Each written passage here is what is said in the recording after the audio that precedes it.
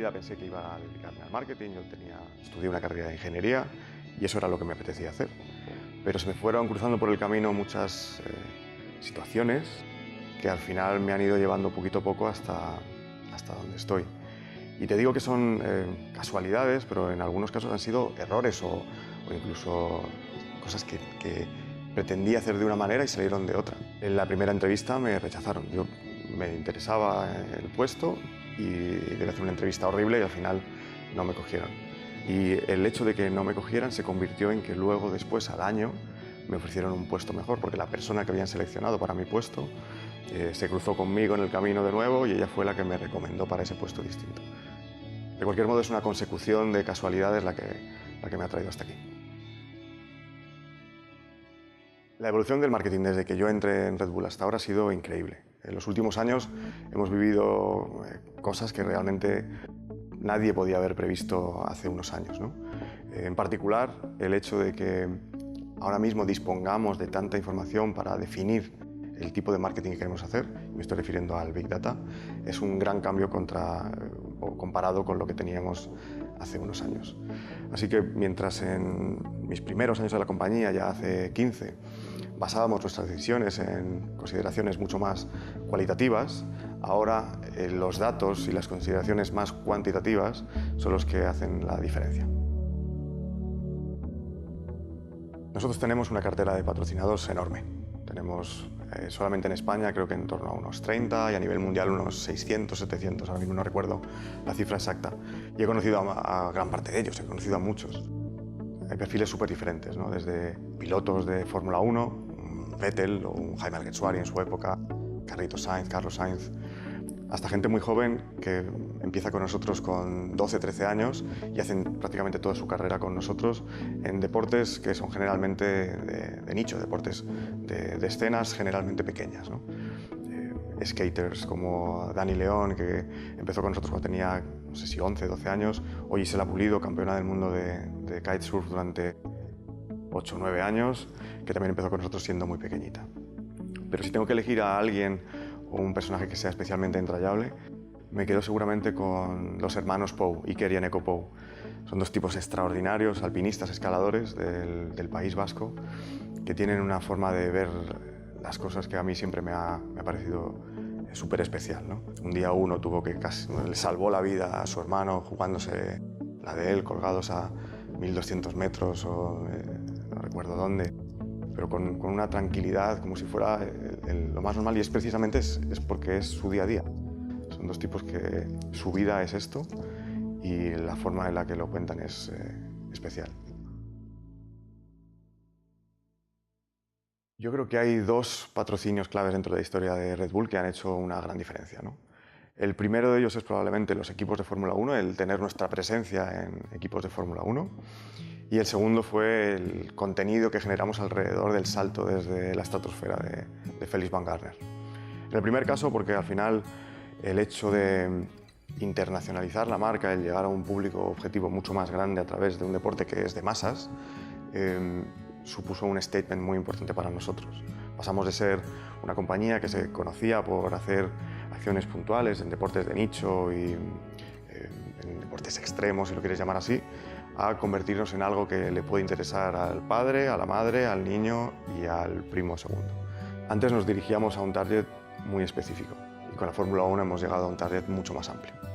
En el caso de Felix Van Garner, porque creo que fue el máximo exponente del tipo de marketing que hemos hecho siempre alrededor del contenido.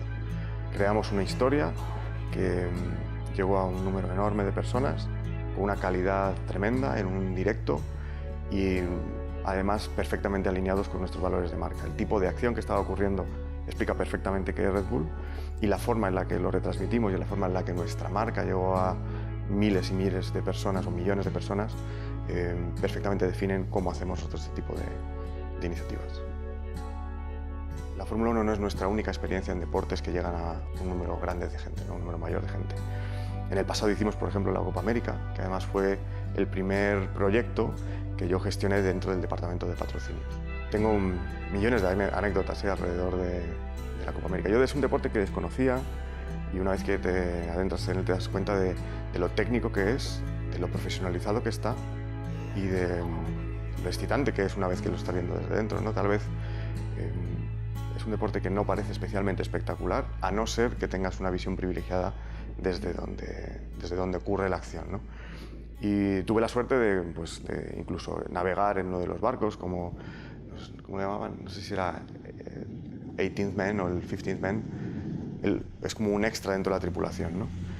Y es una experiencia espectacular. El sonido de las velas haciendo crack, ¿no? Que parece que todo se va a romper, cómo llevan hasta el extremo cualquiera de los elementos del barco, a la velocidad a la que se mueve. Es sencillamente espectacular. Me atrevo a decir que más que la Fórmula 1, aunque la gente no tenga esa impresión, ¿no? A mí siempre me ha gustado mucho viajar y lo he hecho siempre que he tenido la oportunidad. Lo cierto es que últimamente lo estoy haciendo probablemente demasiado y casi siempre por trabajo. Y ahí cambia un poco la historia. En los últimos años he tenido puestos de índole internacional, primero desplazado en São Paulo y viajando por toda Latinoamérica, y ahora los últimos 2 trabajo desde Madrid gestionando Europa. Las distancias en Latinoamérica son enormes y cuando tienes que viajar a 2 o 3 países por semana, al final pasas la mayoría del tiempo en un avión. Me cuesta mucho calcular el número de vuelos, pero seguramente son muchos. Sí que puedo decir que hace un par de años calculé que estaba haciendo unos 450.000 kilómetros al año, que es más que la distancia de la Tierra a la Luna. Al final, cuando uno viaja mucho, se encuentra con múltiples situaciones distintas, ¿no? Y con aeropuertos de todo tipo. Hay algunos que al final te sabes de memoria. Por ejemplo, el aeropuerto de São Paulo lo puedo recorrer casi a ciegas, y el de Madrid, pues cada una de sus terminales también. Y otros en los que casi es mejor estar el mínimo tiempo posible, ¿no? Recuerdo, por ejemplo, uno en Guatemala, el aeropuerto de Flores, si no recuerdo mal, que es súper pequeño, con una flota de aviones que están hechos un desastre, que se caen casi a trozos, que subes a los aviones con una escalerilla de estas de madera, me pusieron porque no tenían, la otra escalera no funcionaba, una de las ruedas, no sé qué. Al final sí que me he encontrado con aeropuertos bastante peculiares.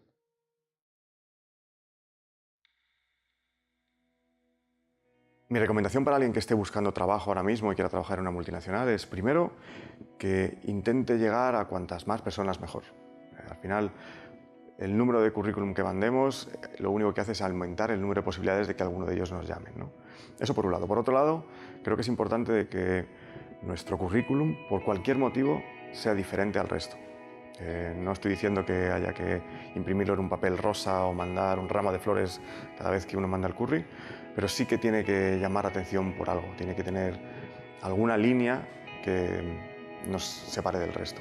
No estoy hablando de conocimientos técnicos ni de preparación, sencillamente tal vez es la forma en la que lo cuentas o algo a nivel personal que llama la atención del que lo esté leyendo. Leemos muchos currículums a lo largo del día y solamente te acuerdas de 1 o 2, y siempre es por motivos, o casi siempre es por motivos anecdóticos. Una vez que ya estás trabajando, a mí me ha funcionado bien no pensar en el muy largo plazo y sí centrarme en el corto medio. Al final hay que ponerse objetivos a 1 o 2 años, dónde quiero estar dentro de 1 o 2 años, y una vez que has llegado ahí, que lo has conseguido, es cuando te planteas dónde quieres estar en los 2 próximos años. Pensar en el muy largo plazo reduce las posibilidades de que realmente lo consigamos, en mi opinión, y aumenta la frustración. Si te centras demasiado en estar en un sitio, primero no sabes si vas a tener interés en estar ahí cuando estés a medio camino, y segundo, si no lo consigues, la frustración te puede hacer renunciar a otras oportunidades especialmente buenas.